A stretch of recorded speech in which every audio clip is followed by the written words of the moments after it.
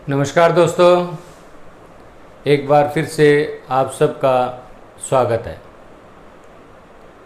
दोस्तों, हमारी जो हरियाणा की जिलेवार श्रृंखला चल रही है उसमें हम 20 ज़िले कर चुके हैं। केवल 2 ज़िले शेष हैं, फरीदाबाद और गुरुग्राम। आज का जो ज़िला है वो है हमारा फरीदाबाद।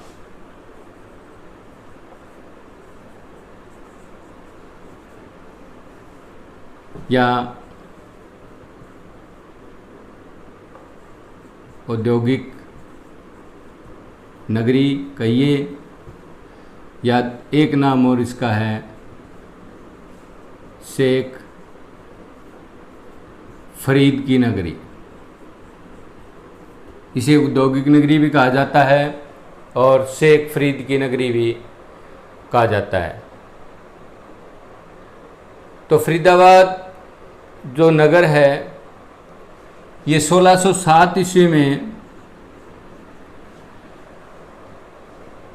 मुगल शासक जहांगीर के कोषाधिकारी, जिसको ट्रेजरर या खजांची कहते हैं, थे शेख फरीद थे, उनके द्वारा बसाया गया था 1607 ईस्वी में।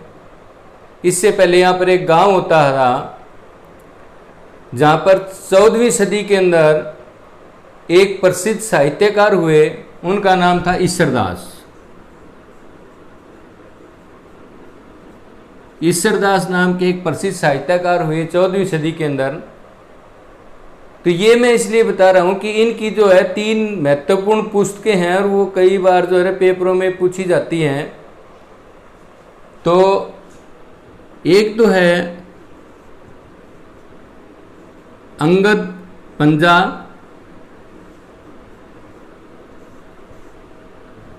दूसरी है भरत मिलाप, और तीसरी है सत्यवती। ये 3 पुस्तकें हैं ईसरदास के द्वारा लिखी गई, साहित्यकार ईसरदास के द्वारा लिखी गई। अंगद पंजा, भरत मिलाप और सत्यवती, इसलिए इनका जिक्र किया है। ये 14वीं सदी के अंदर हुए थे। जहाँ आज फरीदाबाद है, इस जगह एक गाँव होता था और उस गांव में ये साहित्यकार रहते थे। फरीदाबाद को अगर मैं ये कहूँ कि फरीदाबाद जो है सुई से लेकर के बड़ी से बड़ी चीज़ें यहाँ बनती है। सारे उद्योग फरीदाबाद में स्थापित है। छोटी से लेकर के बड़ी से बड़ी तक की चीज़ें फरीदाबाद में निर्माण की जाती है। तो आगे फरीदाबाद के बारे में, फरीदाबाद की जो स्थापना है वो 15 अगस्त 1979 को ही स्थापना 15 अगस्त 1979। 37 की देखें लोकेशन, तो ये दक्षिणी हरियाणा ही है। ये रहा जो आपको हरा नज़र आ रहा है, दक्षिण है, पूर्व नहीं है, ध्यान रखना। ये इधर उत्तर, तो ये दक्षिण आता है, दक्षिण में है। और सीमाओं की बात करें तो एक तरफ यमुना नदी है पूर्व में, और पश्चिम में गुरुग्राम है। उत्तर में यूनियन टेरिटरी, केंद्र शासित दिल्ली हमारी राजधानी, और दक्षिण में पलवल है। ये सीमाएं हुई। क्षेत्रफल केवल छोटा सा 743 वर्ग किलोमीटर, बिल्कुल छोटा सा ज़िला है हरियाणा का। तहसीलें भी केवल 3 तहसील हैं, फरीदाबाद, बल्लभगढ़ और बड़खल।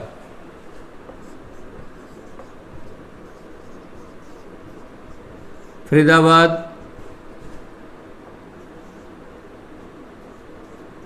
बल्लभगढ़ और बड़खल 3 तहसीलें हैं फरीदाबाद ज़िले की।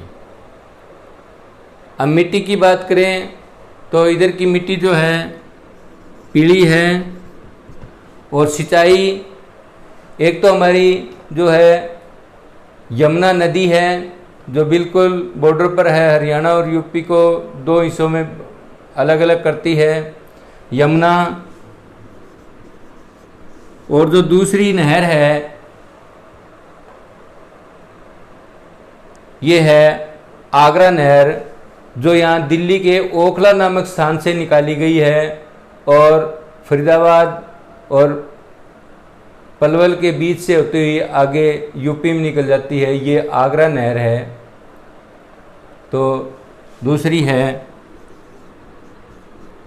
आगरा नहर, इसको शुरू में जो है ना गुरुग्राम नहर कहा गया था। जब ये बनी थी तो उस वक्त इसका नाम गुरुग्राम नहर था। पूछा नहीं जाता, जानकारी के लिए बता रहा हूँ। अब यहाँ पर फसलें औद्योगिक क्षेत्र हैं, इसलिए फसल तो नाम मात्र की होती है, थोड़ी बहुत गेहूँ, बाजरा और सरसों। गेहूँ, बाजरा और सरसों ये 3 फसलें होती है थोड़ी बहुत, बाकी सारा औद्योगिक क्षेत्र है। अब सबसे पहले बात करते हैं हम उद्योगों की बात करते हैं कि मुख्य उद्योग जो हैं, बाकी तो फरीदाबाद के उद्योगों की अगर लिस्ट बनाने लग जाएं तो कई पेज भर जाएंगे। मुख्य उद्योगों में एक तो आता है हमारा एस्कॉर्ट ट्रैक्टर, एस्कॉर्ट ट्रैक्टर मुख्य उद्योगों में। दूसरा है कैल्विनेटर, फ्रिज या रेफ्रिजरेटर लिखिए। तीसरा है राजदूत मोटरसाइकिल।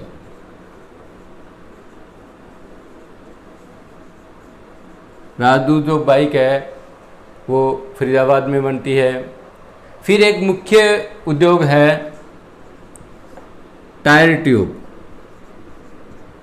ऑटो टायर ट्यूब, यानी कि गाड़ियों के 2 व्हीलर से लेकर के चाहे वो कितने ही टायरों वाली गाड़ी हो, वो सारे के सारे टायर और ट्यूब जो है वो फरीदाबाद में बनते हैं। और ये प्रश्न जो है ना 2-3 बार पूछा गया है, टायर ट्यूब कहाँ बनते हैं, तो फरीदाबाद में ही टायर ट्यूब ज़्यादा से ज़्यादा बनते हैं। फिर इलेक्ट्रॉनिक्स का सामान, इलेक्ट्रॉनिक्स का सामान ये भी ज़्यादा फरीदाबाद में बनता है। वैसे अम्बाला में भी इलेक्ट्रॉनिक्स का सामान बनता है, फरीदाबाद में ज़्यादा बनता है। फिर हमारी एक बहुत पुरानी शू कंपनी है, जो सबसे पहली शू कंपनी है बाटा शू कंपनी, बाटा शू कंपनी। बाटा चौक नाम से मेट्रो रेलवे स्टेशन भी है। तो बाटा शू कंपनी जो है ये फरीदाबाद में है। इसके अलावा कागज़ उद्योग, सूती कपड़ा, कृषि यंत्र, चमड़ा, प्लास्टिक, सभी तरह के जितने भी उद्योग हैं वो हमारे फरीदाबाद में ही है।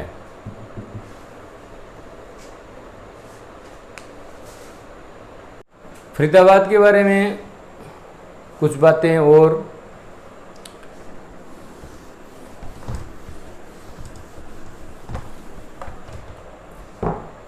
एक तो जो फरीदाबाद पहले जो है इतना सघन नहीं था। 1947 में जो है ना यहाँ पर जो विस्थापित हुए, 1947 में जो पाकिस्तान से विस्थापित होकर के आए थे उनको यहाँ बसाया गया था। विस्थापितों को बसाया गया था फरीदाबाद में 1947 में। ये प्रश्न बनता है कि 1947 में विस्थापितों को किस नगर में बसाया गया था। तो हरियाणा के ये जो है ना 2 नगर थे, एक तो फरीदाबाद और दूसरा है नीलोखेड़ी।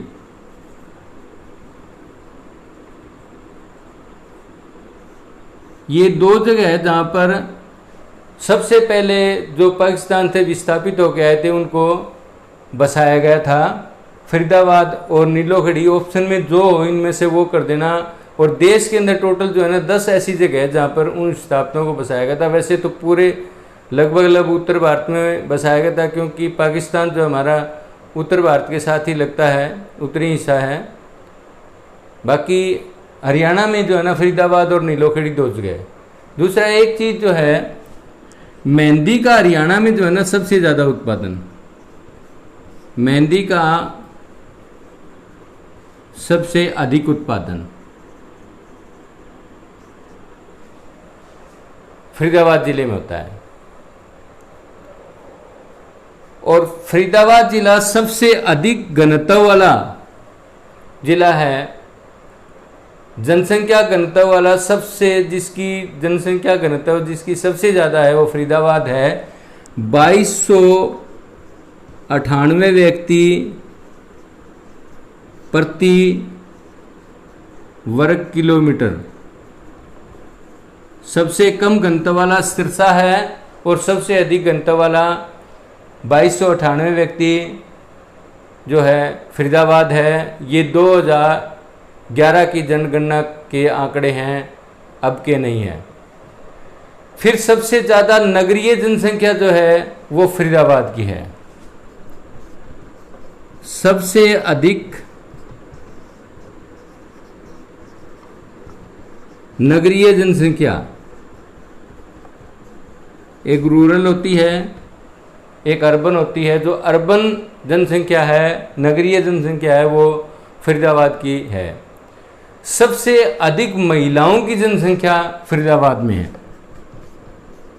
सबसे अधिक महिलाएं जो है फरीदाबाद में है। हरियाणा राज्य का पहला जिला है जिसकी जनसंख्या 20 लाख प्लस, यानी कि 20 लाख से ज़्यादा है। हरियाणा का पहला जिला जिसकी जनसंख्या 20 लाख से अधिक,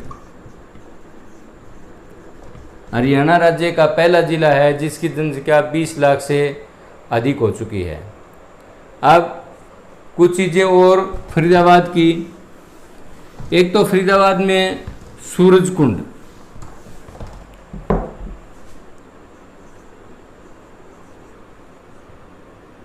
सूरज कुंड झील, सूरज कुंड कहिए ये सूरज कुंड झील कहिए, दोनों ही ठीक है।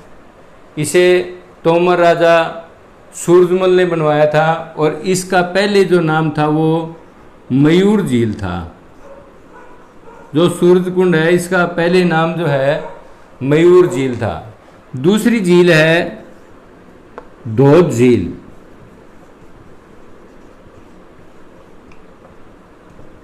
और एक झील और है बड़खल झील।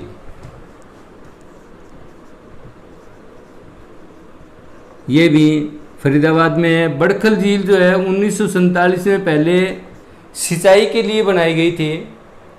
अब इसे पर्यटन के रूप में प्रयोग किया जाने लगा है, क्योंकि उस वक्त जो है नहर नहीं थी, उसके बाद में आगरा नहर बनी थी।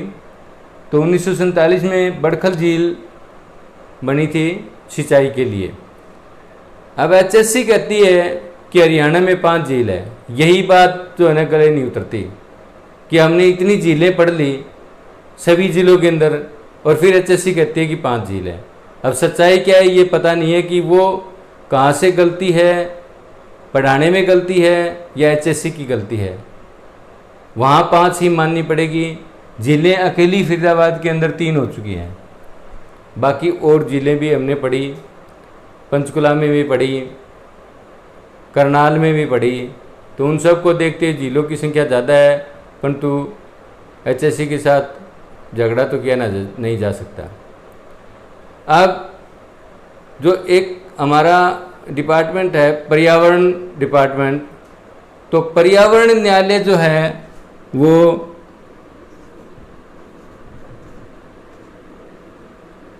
पर्यावरण न्यायालय यानी कि एनवायरमेंटल जो कोर्ट है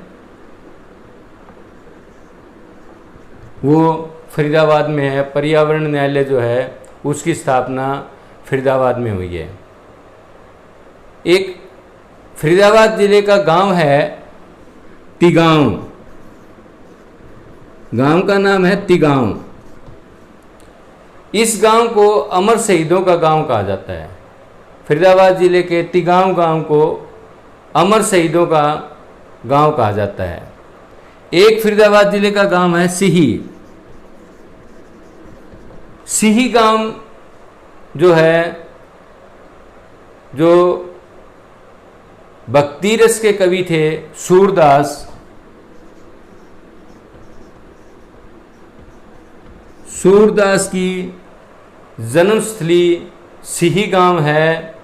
फरीदाबाद जिले के भक्ति रस के कवि थे और उनका काव्य जो है कृष्ण काव्य कहलाता है। ध्यान रखना, भक्ति रस के कवि थे। सूरदास पर्सन बनते हैं, 2-3 पर्सन बन गए। सूरदास का जन्म सिही गांव में, फरीदाबाद जिला। किस रस के कवि थे? तो भक्ति रस के कवि थे और उनका काव्य था, उनका जो मुख्य काव्य था वो कृष्ण काव्य था। फिर यहाँ पर फरीदाबाद में भी एक स्टेडियम है, नाहर सिंह स्टेडियम। फरीदाबाद में जो स्टेडियम है उसका नाम है नाहर सिंह स्टेडियम। इसे पहले मयूर स्टेडियम कहा जाता था, उसके बाद में इसका नाम नाहर सिंह स्टेडियम रख दिया गया है। एक अरावली गोल्फ कोर्स जो है, अरावली गोल्फ कोर्स, ये जो मैदान है ये फरीदाबाद ज़िले में है। और अंत में फरीदाबाद को जो है हमारे जो पहले राष्ट्रपति थे डॉक्टर राजेंद्र प्रसाद, उनके सपनों का नगर कहा जाता है। ये प्रश्न एक बार आया है कि डॉक्टर राजेंद्र प्रसाद के सपनों का नगर किसे कहा जाता है? तो डॉक्टर राजेंद्र प्रसाद के सपनों का नगर फरीदाबाद को कहा जाता है। फरीदाबाद में बस इतना ही। यदि कुछ और अपडेट आई तो आपको ज़रूर बताया जाएगा। अब हमारी जो हरियाणा की जिलेवार श्रृंखला है उसमें केवल एक हमारा एक ज़िला रहता है, गुरुग्राम। आपको ज़िले जो ये श्रृंखला है ज़िलों की, इसमें 23 वीडियोज़ मिलेंगी। 23 वीडियो पूरी की पूरी करवाई गई है। और वैसे तो दावा किसी चीज़ का नहीं किया जा सकता क्योंकि HSC का पता नहीं है प्रश्न कहाँ से दे दे। और मेरे विचार के अनुसार जो इतना मैंने 23 वीडियोज़ में करवाया है, आपके 10 नंबर या 10% कहिए, आपके इतने में से 10% पक्के मिलेंगे। कभी जब पेपर होगा तो आपको बताऊं भीगा कि हमने उस वीडियो में ये प्रश्न उस वक्त करवाया था। तो आप सभी वीडियोज़ को ध्यान से देखिए। सभी वीडियोज़ की प्लेलिस्ट डाल दी गई है चैनल पर, आप प्लेलिस्ट पर जाइए और सभी वीडियोज़ को देखिए। अगली वीडियो में हम अंतिम जिला करेंगे गुरुग्राम। तो दोस्तों आपका बहुत बहुत धन्यवाद।